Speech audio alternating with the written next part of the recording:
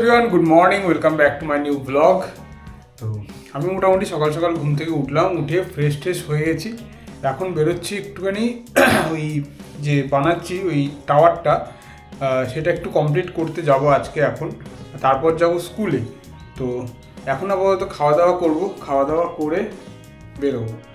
তো যাই, রেডি তো হয়েই গেছি, জাস্ট বেরোনো আর কি। তো আমি যাচ্ছি এখন পরোটা আনতে। আমি তো বাইরে খেয়ে নেবো ভেবেছিলাম, কিন্তু মা বললো যে তুই তো বাইরে খেয়ে নিবি, আমার কথা একবারও ভাবলি না। আমি সেই জন্য ভাবলাম তা ঠিক আছে, আমি নিয়ে আসি, একটু মাকে দিয়ে যাই কিছুটা। আর মা তো নিরামিষ খায়, সেই জন্য মাকে এই মিষ্টির দোকান থেকে দেবো, আর আমি খাবো হচ্ছে স্টেশনের একটা দোকান থেকে। তো যাই, দিয়ে যাই আগে। চেপে আসো না কাকা, চেপে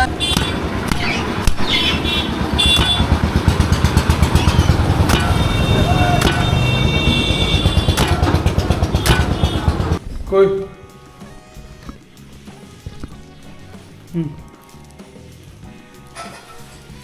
এখানটায় রাখলাম।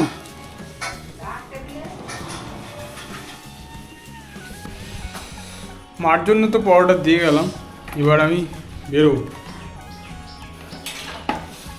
এই হচ্ছে আমার বাইক, পুরো ঢাকা সুন্দর করে। ঢাকা থাকার পরেও ধুলো কী করে পড়ে যায় আমি তাও বুঝতে পারি। যাই হোক, বেরোই। জিলাপি কত?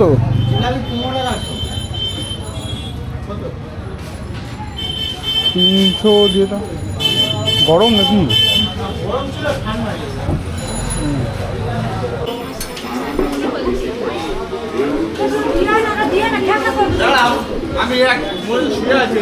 এই 500 পরোটা দাও।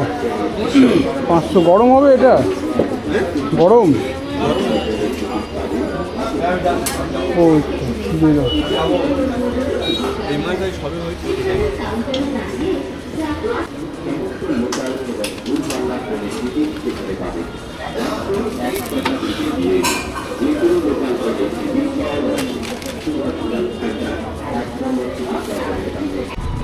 পাঁচশো পরোটা নেওয়ার মেন কারণ হচ্ছে মামের বাড়িতে যাব।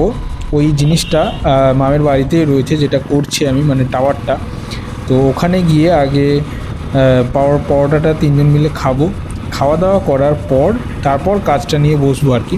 সকালবেলা তো মাঠটা আমি দিয়েই এসেছিলাম, আপনারা দেখিয়েছেন। আর এখন আপাতত ওখানে গিয়ে আমি নিজের মানে খাওয়া দাওয়া করে তারপরে কাজটা করতে হবে আর কি। তো সেই জন্যই এতটা পরোটা নিয়ে যাওয়া। আর মা অনেক দিন আগেই বলেছিল একটু জিলিপি নিয়ে আসতে, তো সেই জন্যই জিলিপিটা নিলাম। আর মায়েরও বেশ জিলিপি পছন্দ, সেই জন্য সকালবেলা আমিও জিলিপি নিয়ে গেছিলাম। আমার মোটামুটি মিষ্টি জিনিস খেতে ভালো লাগে না, তবে জিলিপি দিলে মোটামুটি 2-3টে খাই, ভালোই লাগে। এর থেকে বেশি আবার আমার ভালো লাগে না। মিষ্টি জিনিসটাই বেসিক্যালি আমার খুব একটা ভালো লাগে না। তার মধ্যে রসমালাই আছে, যেটাও আমার খুবই ভালো লাগে, কিন্তু তাও ওই 2-3টে, এর বেশি আর ভালো লাগে না। তো যাই হোক, সকাল সকালের ফাঁকা রাস্তা ধরে এখন আপাতত যাচ্ছি তার বাড়িতে কাজটা সারতে। তো এগোনো যাক।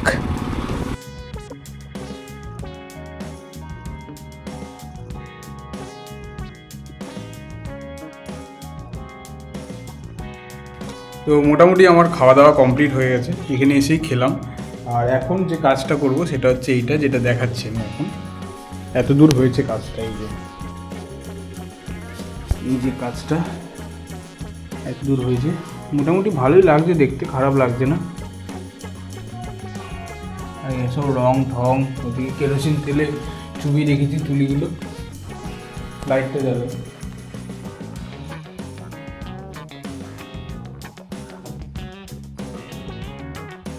ভেবেছিলাম তো আজকে স্কুলে যাব, কিন্তু স্কুলে যাওয়ার আর একদমই সময় হয়ে ওঠেনি। এটা করতে করতেই অনেকটা সময় চলে গেছে, তাও কমপ্লিট করে উঠতে পারিনি। তো যাই হোক, কী আর করবো, এটা তো কমপ্লিট করতেই হবে যেন তেন প্রকারে। তো এটাই এখন করি আগে।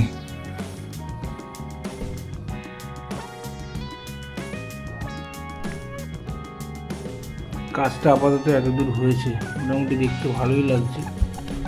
2 সাইড হয়েছে কমপ্লিট, তো ওই সাইডটা এখনও কমপ্লিট হয়নি।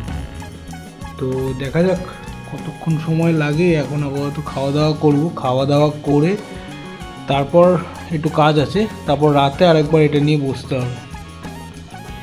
খাওয়া দাওয়া করতে বাড়িতেই চলে গেছিলাম, কারণ কস্তুরী আমাদের বাড়িতে ওর বিয়ের নিমন্ত্রণ করতে এসেছিলো, সেই জন্য ভাবলাম একসাথেই খাওয়া দাওয়া করি, সেই জন্যই ওকে বলেছিলাম দুপুরেই আসতে। তো ওখান থেকে খাওয়া দাওয়া করে এখন চলে এসেছি আমি কলেজে। সত্যি কথা বলতে কলেজটাকে আমরা না ঠিকঠাক উপভোগ করতেই পারিনি, কারণ কলেজ তো আমরা পেয়েছি মাত্র 1.5 বছর।